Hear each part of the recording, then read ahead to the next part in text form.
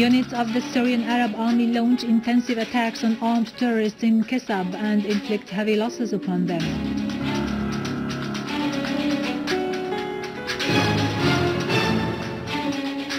Four terrorists coming from Lebanon were captured and infiltration attempt foiled.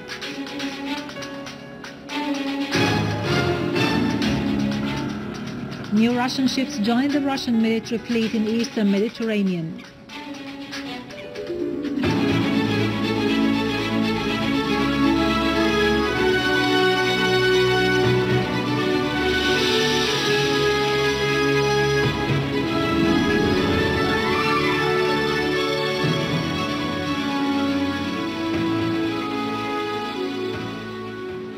Good afternoon, ladies and gentlemen. This is Yarado Kikorian with the news in English. Several armed men have been killed by the Syrian Arab Army after they had infiltrated into checkpoint 45 in Kasab in Latakia northern countryside. The area, a few kilometers away from the Turkish borders, has come under the control of the army that continues to repel the terrorist gang's recurrent attempts to infiltrate into secure area under Turkish cover. The army has also dealt severe blows to Jabhat al-Nusra members and leaders in An-Nisr mountain, killing a large number of them.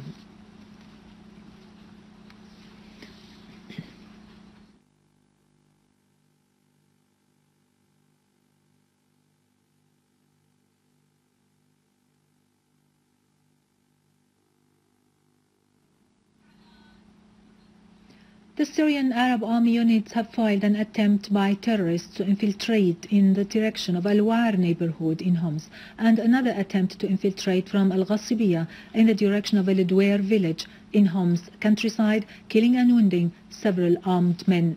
Several terrorists have also been killed and wounded in Rahum and Sahrij villages. A machine gun-equipped car has moreover been destroyed in Homs' eastern suburbs.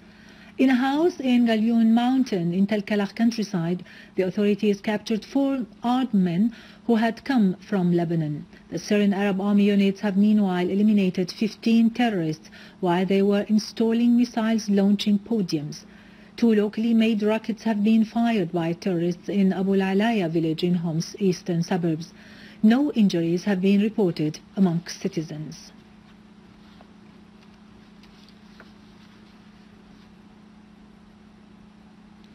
A military source told Sana that a unit of the armed forces confiscated a car carrying 35 rockets hidden inside bags of hay in Hama northern countryside. Syrian Arab Army units have killed and wounded several armed men and destroyed their criminal tools after foiling their infiltration attempt into a military checkpoint in Al-Manshiyah neighborhood downtown Daraa. Syrian Arab Army units also targeted terrorist gatherings in Al-Urdun Street and the surroundings of 4 buildings, scoring direct hits. The Syrian Arab Army also hit 6 sites in Daraa suburbs, killing several gunmen. Several armed men have meanwhile been killed or wounded after their attempt to attack a military checkpoint in Ghabarib had been foiled. The authorities in Kyrgyzstan have confirmed the departure of 32 extremists at least to Syria to join the armed terrorist groups fighting there. A Kyrgyz extremist had earlier been killed in Syria. He was identified by his family when they saw his photo on the internet. Head of the Turkish Republican Party, Kemal Kilijidar, the biggest opposition party in Turkey, expressed anxiety over the coordination between Erdogan and the armed terrorist groups in Syria, which seek to drag the Turkish army into a war with neighboring Syria already rejected by the Turkish people. Kilijidar called on the general commander of the Turkish army to avoid any involvement in Erdogan's cowardly plans. For his part, the candidate of the People's Party for the municipality of Ankara, Mansour Yavaş, revealed that an armed group of 100 members has arrived in Ankara to terrorize the opponents of Erdogan before the election next Sunday.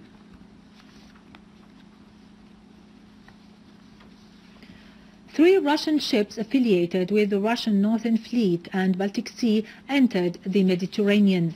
A source at the Russian General Command said that the ships crossed the Black Sea to join the operational unit of the Russian military fleet in eastern Mediterranean.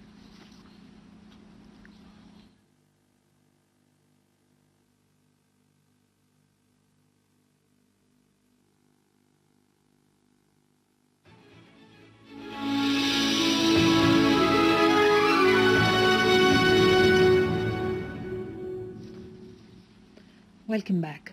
In Iraq, ahead of the campaigns for the legislative elections on the 1st of April, terrorists targeted a polling station by grenades east of Mosul, injuring 29 Iraqi civilians.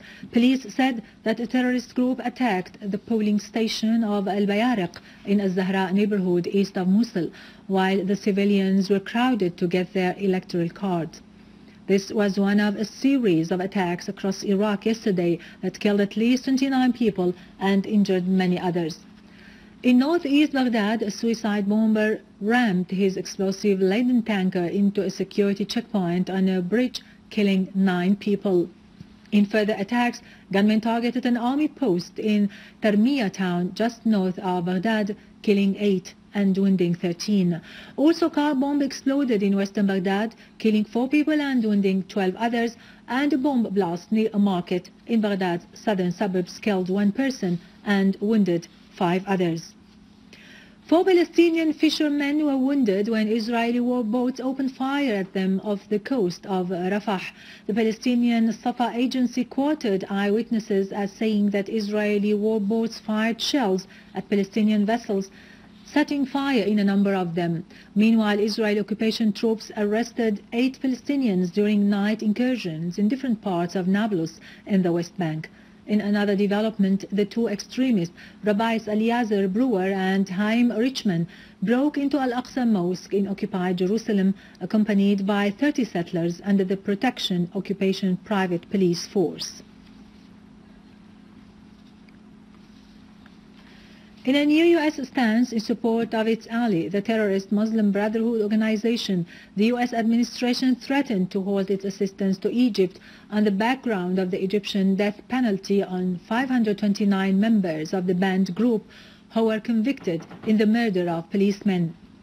At the State Department daily briefing, spokeswoman Marie Harf said implementation of such a sentence by Egyptian leaders would have repercussions on the U.S. assistance and on the economic prospects of the country.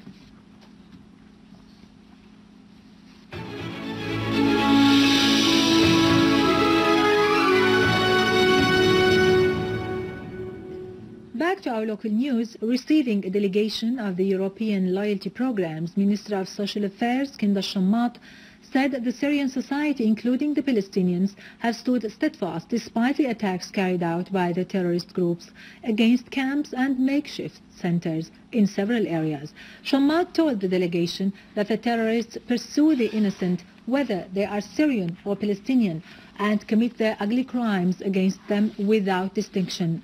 They have targeted, she pointed out, even the makeshift centers that shelter the displaced.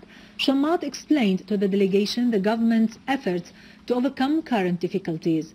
The convoy, which comprises an Asian and European delegation consisting of 19 persons, seeks to offer support to the Palestinians and the Syrians in the camps and the makeshift centers. The assistance includes 6 containers of basic foodstuffs and 4 ambulances. With this, we end our news for today. Thank you for watching. For more details about Syria and the region and to view this bulletin again, you can always visit our website in English, syriaonline.sy. Now to latest business and market news with Vani Genjian, but after a short break.